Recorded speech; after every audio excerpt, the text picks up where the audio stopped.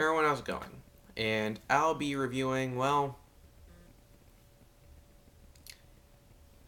how do I start this review? Well, spoilers, I should say that. Hmm. I guess I would have to say that this movie is just, hmm, what's the proper word for this? I'll just make one up. Uh, Epic, great, awesome, spectacular. Okay, that wasn't a made up word. That was just a bunch of words that describe something, nice. But whatever, you know what I mean. It's a good film. Um. Okay, so yeah, I apologize for that ridiculous thing there, but yeah, it's really good. I guess I'll start with the story. The story begins with Star Lord and Peter Quill, um, and how we see how he started, and Peter pretty much is a crook. He goes to steal this artifact, and when he gets attacked by these Kree soldiers, uh, he goes to the guy who he was sent to, who sent him to get the orb, and he asks who the what's Ronan up to, because the Kree says that Ronan wants to speak with him, and when the guy tells him who Ronan is, which Ronan in here is a Kree extremist. You see, the Kree was at war with the Nova Corps, but now since they're going to be at peace, Ronan's just like, no, screw that. No, we're not. I don't want to make peace with these guys. I want to annihilate all of them. And Ronan made a deal with Thanos to get this artifact. So when Thanos gets the artifact, Thanos will then send his end of the bargain, which is destroy the Nova Corps. Well, the entire planet actually.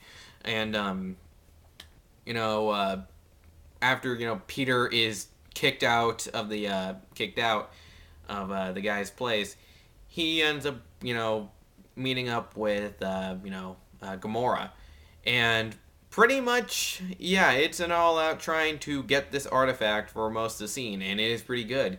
That's also where we see Rocket Raccoon and Groot, and pretty much their reason on going after Peter is that there's a bounty on Peter, because Yondu, who's actually a member of the Guardians of the Galaxy in the comics, but I'll get more into Yondu later. Sent a bounty on him. So Rocket and Groot are after Star Lord for the money and everything. Unfortunately, they end up getting arrested, and that's where you learn about them. When they end up in the prison, we kind of see that Gamora does not want to be working for Thanos anymore. She doesn't want to work for her father, or her stepfather, and because almost everyone in the universe hates her, especially Drax, because Drax it has a grudge against Ronan, and since she works for Ronan, or was working for Ronan, he is just like, whoever works for Ronan is dead. So yeah, he really does not like her. But yeah, through the film, we do kind of have them eventually break out and work together, because each of them want to take out Ronan and figure out what the artifact's for. And we learn what the artifact is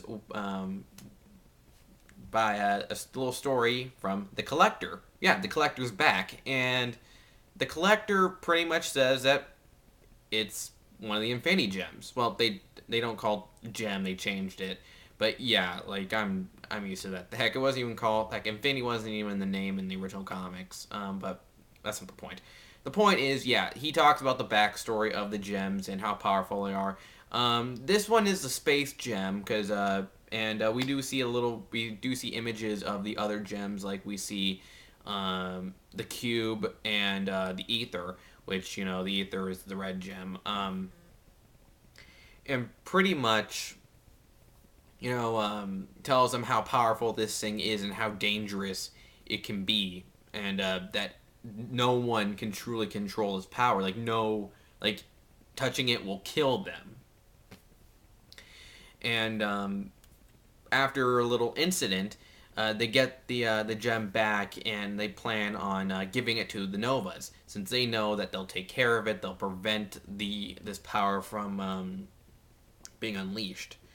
And when Ronan finds out that what the gem is, he's just like, screw Thanos. I don't need him. I can just take out the frickin' Nova Corps myself.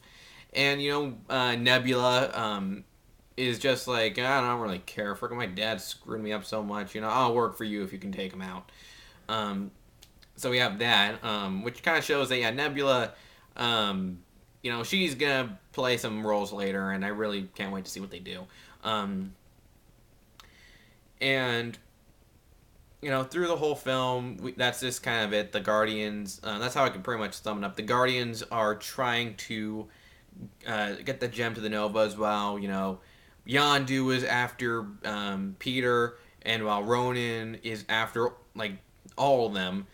And yeah, it's just a really good film. I know I probably didn't do a good job at describing the greatness of this film, story wise, but it's really good. The characters are all likable. I liked all the characters.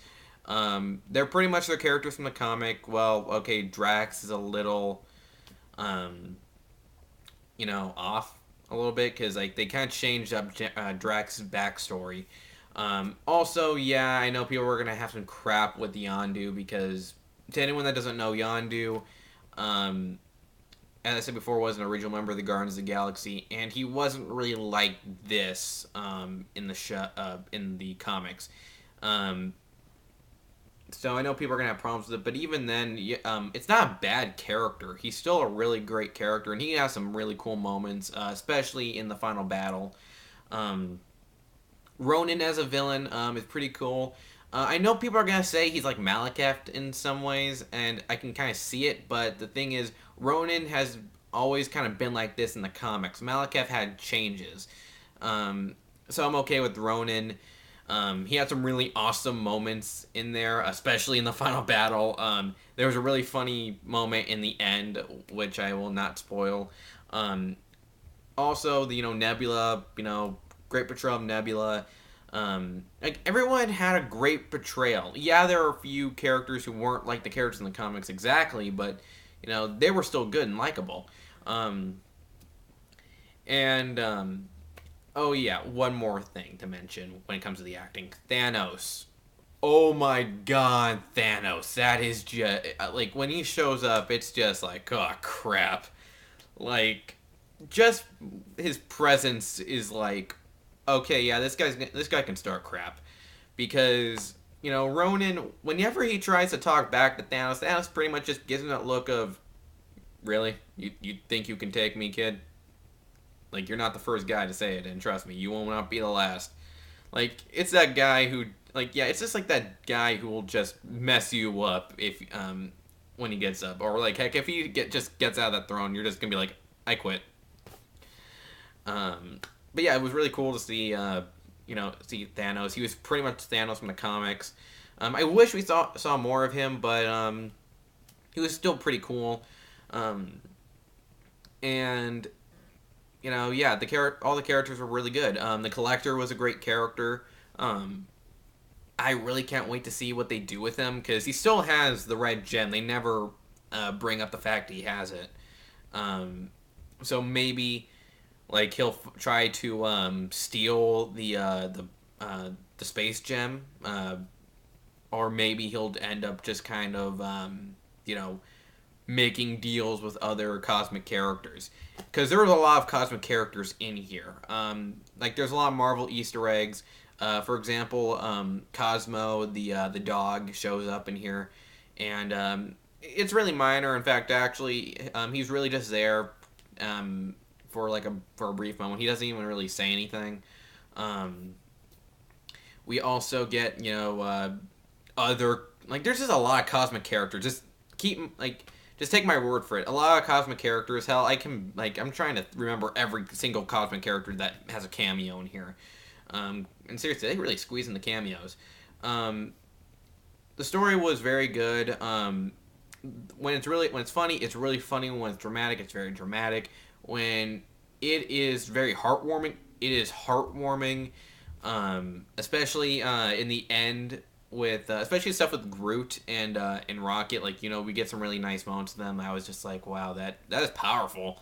Like, I'm pretty sure a lot of people weren't just expecting that coming from a talking raccoon that's freaking that likes to like shoot stuff and is just freaking trigger happy, and a tree that only says like three things or four things, I guess. Now, like, I know people are gonna crap for that. It didn't bother me that much because it's just a little thing they were gonna do. I don't like. They'll probably barely mention it in the sequel, which I really can't wait to see now.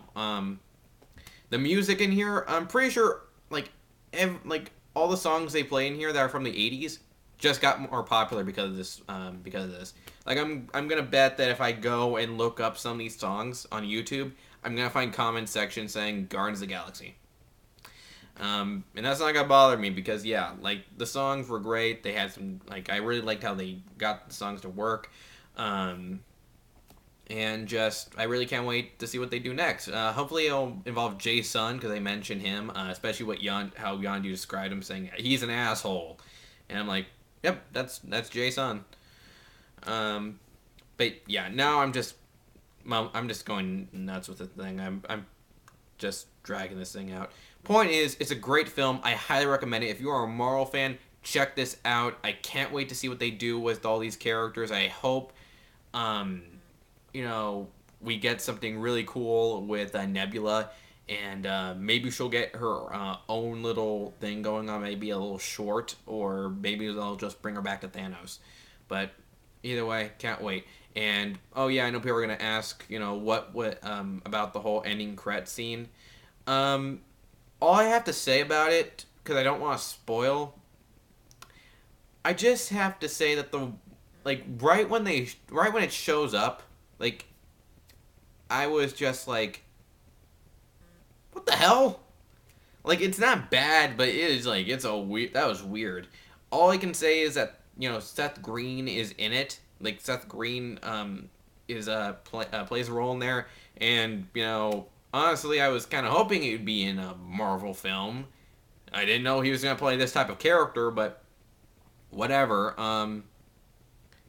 Still, very, very weird, and they already did. And if anyone's that knows the weird thing they bring up in the ending credits, don't spoil it to anyone.